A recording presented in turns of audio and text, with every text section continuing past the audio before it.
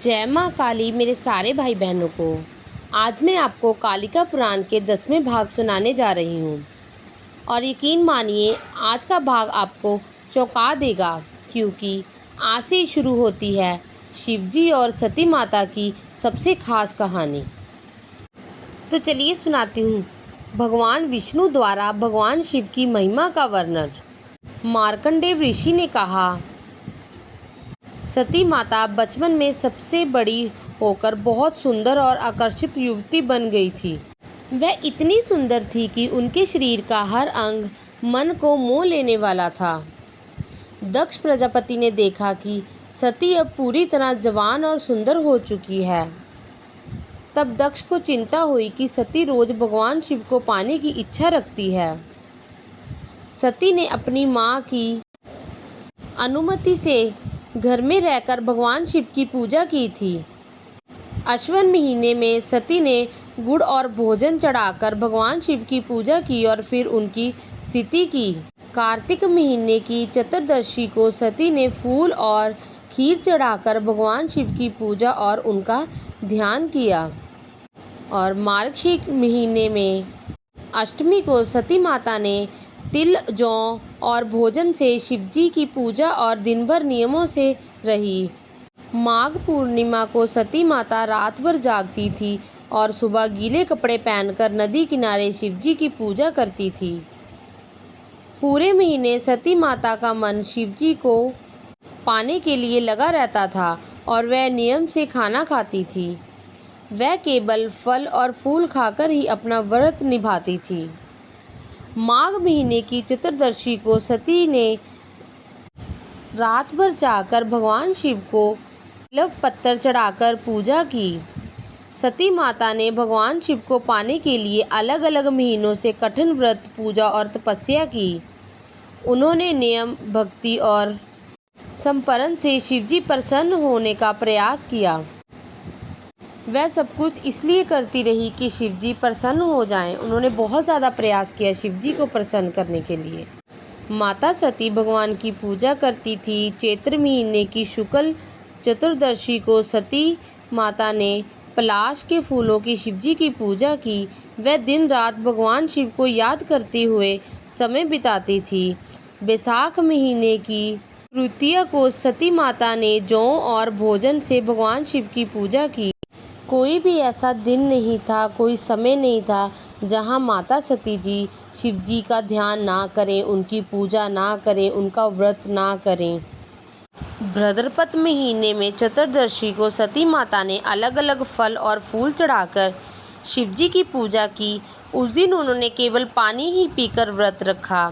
इस तरह सती माता ने जो व्रत शुरू किया था, उसी समय ब्रह्मा जी ने अपनी पत्नी सावित्री के साथ भगवान शिव के पास पहुंचे। भगवान विष्णु भी लक्ष्मी जी के साथ वहां आए। वहां भगवान शिव हिमालय पर्वत पर अपने गणों के साथ विराजमान थे। भगवान शिव ने ब्रह्मा और विष्णु को उनकी पत्नियों के साथ देखते। फिर शिवजी ने नियम और आदर के अनुसार उनसे बातचीत की। शिवजी जी ने उनसे पूछा कि आप यहाँ क्यों आए हो। उन्होंने अपनी पत्नियों के साथ देखकर शिवजी जी के मन में भी विवाह की इच्छा हुई। फिर शिवजी जी गहराई से पूछा कि आप लोग किस काम के लिए यहाँ आए हो और यहाँ आने का आपका क्या उद्देश्य है। इसके बाद ब्रह्मा जी ने भगवान विष्णु के कहने पर महादेव जी से बात की। ब्रह्मा जी बोले, हे तेज नेत्र वाले भगवान शिव, हम दोनों यहाँ जिस काम के लिए आए हैं वह आप सुनिए। हे नंदीधारी शिव, हम यहाँ खास आपके लिए, पूरे संसार के लिए आए हैं। हे शिव जी, मैं भी सिर्फ सृष्टि करने का काम करता हूँ, यानी जन्म करने का काम करता हूँ, और भगवान विष्णु उस सृष्टि का पालन करते हैं, यानी देखभाल करते हैं, और आप इस संसार का अंत करते हैं। यही दुनिया का नियम है। इन कामों में मैं आप दोनों का साथ मिलकर काम कर सकता हूँ। भगवान विष्णु भी हमारे बिना ये काम नहीं कर सकते और आप भी बिना हमारे सहयोग के संहार नहीं कर सकते। इसलिए हम सबको एक दूसरे की मदद ज़रूरी है। अगर हम एक दूसरे की मदद ना करें तो दुनिया चल नहीं सकती। कुछ दुष्ट ऐसे होते हैं कि जिन्हें आपके पुत्र ही मार सकते हैं, कुछ को मेरे अंश से पैदा हुए ही मार सकते हैं, और कुछ ऐसे असुर हैं जिन्हें केवल विशेष शक्ति से ही मारा जा सकता है। आप तो हमेशा योग में रहते हैं, किसी से पाप नहीं रखते हैं और सभी जीवों पर दया करते हैं, इसलिए आप खुद असुरों का वध नहीं करते। हे प्रभु, अगर असुर बने रहें तो दुनिया कैसे ठीक से चल सकती है? अगर ये तीनों काम ना हुए तो हमारा अस्तित्व नहीं रहेगा। असल में हम तीनों एक ही शक्ति का रूप हैं, बस हमारे काम अलग अलग हैं, इसलिए रूप भी अलग अलग दिखाते हैं। अगर काम अलग अलग ना हो तो हमारे अलग अलग रूप का भी कोई मतलब नहीं है। असल में हम तीनों एक ही हैं, बस 3 रूपों में दिखाई देते हैं। हे शिव जी, ये हमेशा से चल रहा है सबसे बड़ा सत्य है, इसलिए समझिए ये माया भी अलग अलग रूपों में होती है, जैसे लक्ष्मी, सरस्वती, सावित्री। उनके काम अलग अलग होने से रूप भी अलग अलग हैं। हे शिव जी, प्रेम और लगाव का मूल का कारण स्त्री होती है। स्त्री के साथ जुड़ना से ही काम, क्रोध आदि पैदा होते हैं। जब काम और क्रोध पैदा होते हैं तब जीव उनसे बचने के लिए वैराग का रास्ता अपनाते हैं। प्रेम से ही सबसे पहले बड़ा फल मिलता है, उसी लगाव के काम पैदा होती है, यानी उसी लगाव से काम पैदा होती है। काम से ही क्रोध पैदा होता है। सभी ज्ञान से ही इंसान में त्याग और शांति आती है। संसार से अलग रहने से ही असली मुक्ति मिलती है। हे शिव जी, ये हमेशा दया जरूरी होती है। जो लोग संसार से दूर रहते हैं उनमें हमेशा दया होनी चाहिए। दया के साथ शांति भी आती है। अहिंसा, तप और शांति, ये सब ज्ञान के ही रास्ते हैं। अगर आप तय, तप, वैराग और दया में लगे रहे तो आपको हमेशा शांति मिलेगी। अगर ऐसा नहीं करेंगे तो इसके नुकसान भी बताए गए। हे शिव जी, इसलिए दुनिया और देवताओं से भले के लिए आप एक सुंदर स्त्री को स्वीकार करें।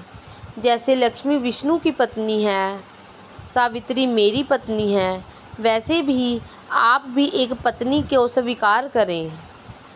आगे मार्कंडेय ऋषि कहते हैं, ब्रह्मा जी की ये बात सुनकर भगवान विष्णु मुस्कुराए। ब्रह्मा जी से बोले, आपने जो कहा है ये बिल्कुल सही है। हे ब्रह्मा जी, ये सब दुनिया के भले के लिए होना जरूरी है, लेकिन मैं स्वार्थ के लिए ऐसा नहीं करता। फिर भी मैं वही करूँगा जो दुनिया के भले के लिए होगा। तब शिवजी बोलते हैं, हे महान, आप मेरी बात ध्यान से सुनिए। जो मेरी शक्ति को सहन कर सके उसी स्त्री को मेरी पत्नी बनने के लिए बताइए। वह स्त्री योग करने वाली भी हो और इच्छा अनुसार रूप बदलने वाली भी हो। जब मैं योग में रहूं तब वह भी योग में ही लगी रहे, और जब मैं प्रेम या इच्छा में रहूं तब वह भी आकर्षण रूप धारण कर ले। हे ब्रह्मा जी, ऐसी सुंदरी और योग स्त्री को ही मेरी पत्नी का रूप बताएंगे। वेदों को जानने वाली ऋषि उस परम सत्य को जानते हैं। मैं उसी समय परम प्रकाश का ध्यान करूंगा जो हमेशा से है। हे ब्रह्मा जी, मैं हमेशा उसी भगवान के ध्यान में डूबा रहता हूँ, मतलब मैं पूरी तरह ध्यान में ही लीन हो जाता हूँ। जो मेरा ध्यान में बाधा ना डाले, मुझे वैसी पत्नी चाहिए। हे महान, आप, विष्णु और मैं, हम सब एक ही ब्रह्मा के रूप हैं और एक दूसरे से जुड़े हुए हैं, इसलिए जो योग हो उसी को चुने। हे ब्रह्मा जी, उसके बिना मैं स्थिर नहीं रह पाऊंगा, इसलिए ऐसी पत्नी बताइए जो हमेशा मेरे काम और जीवन के अनुसार चले। आगे मार्कंडेय ऋषि कहते हैं कि ब्रह्मा जी ने शिव जी की बातें सुनी। फिर ब्रह्मा जी खुश होकर बोले, हे शिवजी, जैसी स्त्री आप चाहते हैं वैसी एक है। वह दक्ष प्रजापति की बेटी है जिसका नाम सती है और वो बहुत ही ज़्यादा सुंदर है। वही आपकी पत्नी बनेगी। वह भी आपको पति के रूप में पाना चाहती है। हे भगवान, आप तो हर जीव के अंदर मौजूद हैं। मार्कंडेय ऋषि कहते हैं कि ब्रह्मा जी की बात के बाद विष्णु जी बोले, ब्रह्मा जी ने जो कहा है वही कीजिए। तब शिव जी ने कहा, मैं वही करूँगा। इसके बाद ब्रह्मा और विष्णु अपने अपने स्थान पर लौट गए। वह लोग वहाँ से चले गए। ब्रह्मा जी और भगवान विष्णु बहुत ही ज़्यादा खुश हुए। वे अपनी पत्नियों सावित्री और लक्ष्मी के साथ थे। कामदेव भी शिवजी जी की बातें सुनी। वह अपने मित्र बसंत और पत्नी रात्रि के साथ खुश हो गए। फिर कामदेव ने अलग अलग रूप धारण करके शिवजी के पास पहुँचे। उसने वहाँ हमेशा बसंत को बनाया रखा और वहीं ठहर गए। आगे की कथा जानने के लिए आप मेरे साथ जुड़े रहिए। अगर आपको मेरी वीडियो अच्छी लगी तो मेरे चैनल को लाइक कीजिए, सब्सक्राइब कीजिए, कमेंट कीजिए, शेयर कीजिए। जय माँ काली, जय माँ काली, जय माँ काली मेरे सारे भाई बहन।